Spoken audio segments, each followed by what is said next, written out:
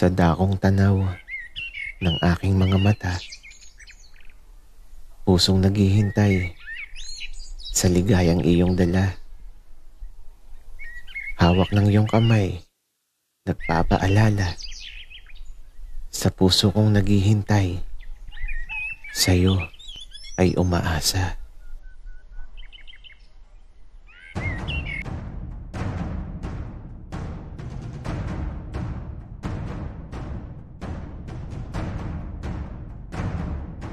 Kaibigan, huwag mong kalimutan mag-subscribe sa aming channel at huwag din kalimutan i-click ang notification bell at subscribe button. Subscribe na! Anak, Apollo, yung alaga nating kabayo, napainom mo na ba? Opo, tatay. Napainom ko na. Nangumpay na din ako ng kakainin niya. Tsaka tatay, may dala akong isang buwig na saging. Anak, saan galing ang saging na yun? Napakadami naman nata.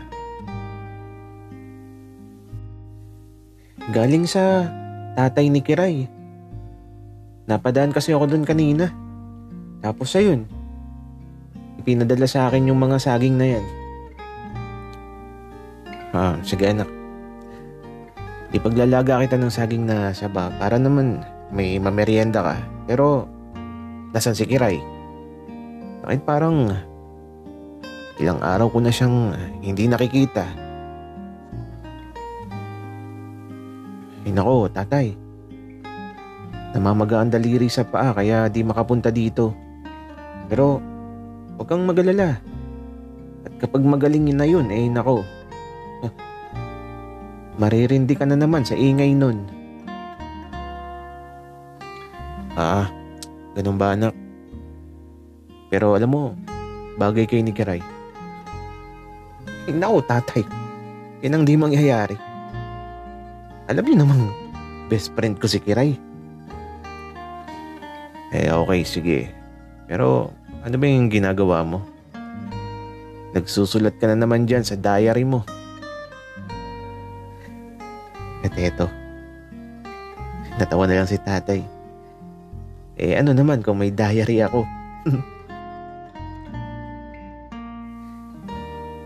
Mula sa isang lumang kwaderno, nakatala ang halos lahat ng masasaya at masasakit na bagay na nangyari sa buhay ko. Hindi naman araw-araw nagsusulat ako. Sa tuwing may mangyayari lang na magaganda at di magagandang bagay. Pero sabi ko sa sarili ko, kapag napuno na ang pahina ng kwadernong ito, ititigil ko na ang pagsusulat ng bawat alaalang dadaan sa buhay ko. Pero sana, bago mapuno ang pahina, sana magbalik na siya. Dahil siya ang gusto kong isulat sa huling pahina ng diary ko. Naalala ko tuloy nung bata pa ako. 10 taon na din palang nakalipas. Habang naglalakad ako pauwi sa bahay, may nakita akong isang bata na may dalang lollipop. Magkasing edad lang kami tapos nakatingin lang siya habang naglalakad ako. May mga dala pa nga akong kamote at saging na saba. Magpapasokan na kasi yun kaya dapat madaming saging at kamote sa bahay. Yun kasi ang baon ko sa paaralan. Nakatingin lang talaga siya sa akin habang naglalakad ako. Di ko nga siya kilala kaya di ko na pinansin. Kaya lang, parang sinusundan niya ako. Hindi ko alam kung pareho lang ba ang daan na tinatahak namin o sinusundan niya lang talaga ako. Tapos eto, tumigil ako sa paglalakad at tumigil din siya. Kaya lang, nang tumigil siya sa paglalakad, tumingin siya sa malayo. Sinusundan nga niya talaga ako.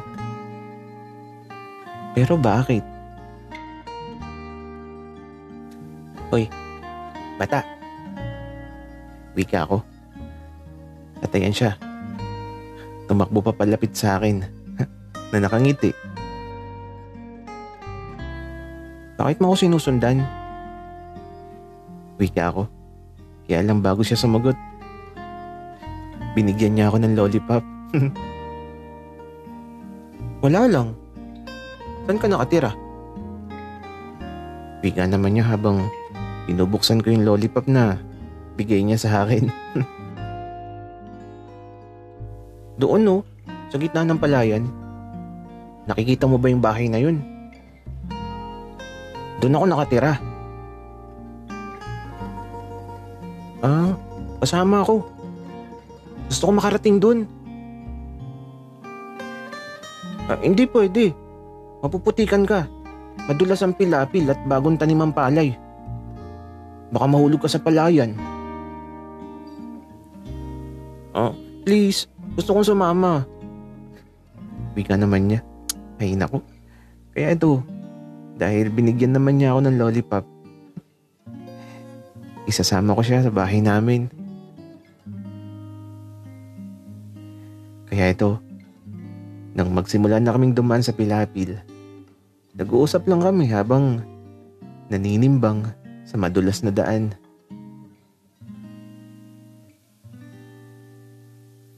Ano pangalan mo, bata?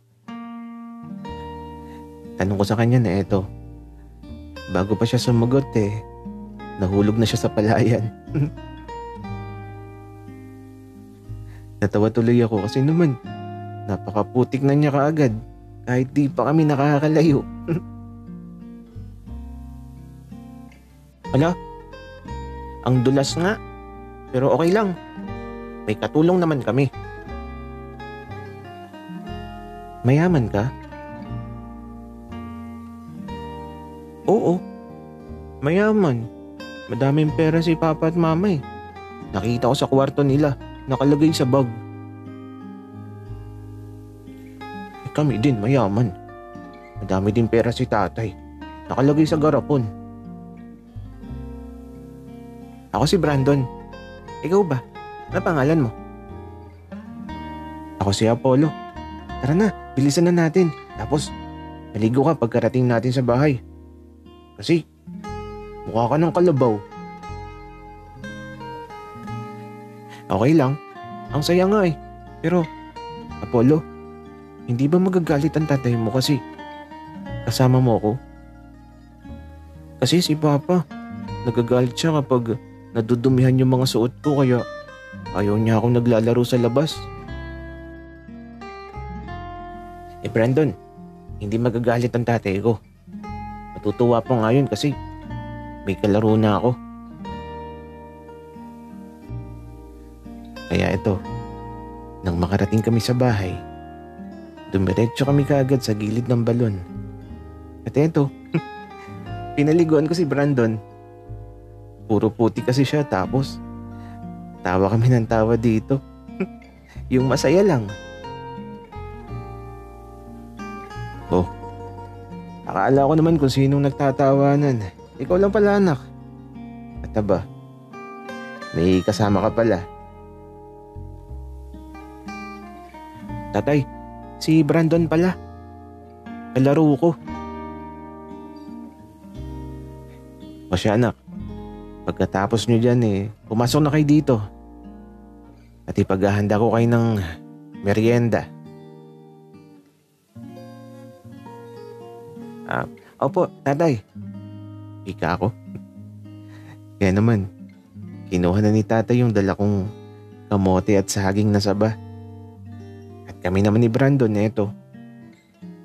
Masaya lang dito sa gilid ng balon. Pati nga ako naligo na din. Ang kulit kasi ni Brandon. At sa unang pagkakataon, nagkaroon ako ng kalaro na kagaya ni Brandon. Yung lagi lang nakangiti Tapos kahit maputikan siya okay lang sa kanya. At sa unang pagkakataon nakaramdam ako ng kaligayahang ngayon ko lang naramdaman sa buhay ko.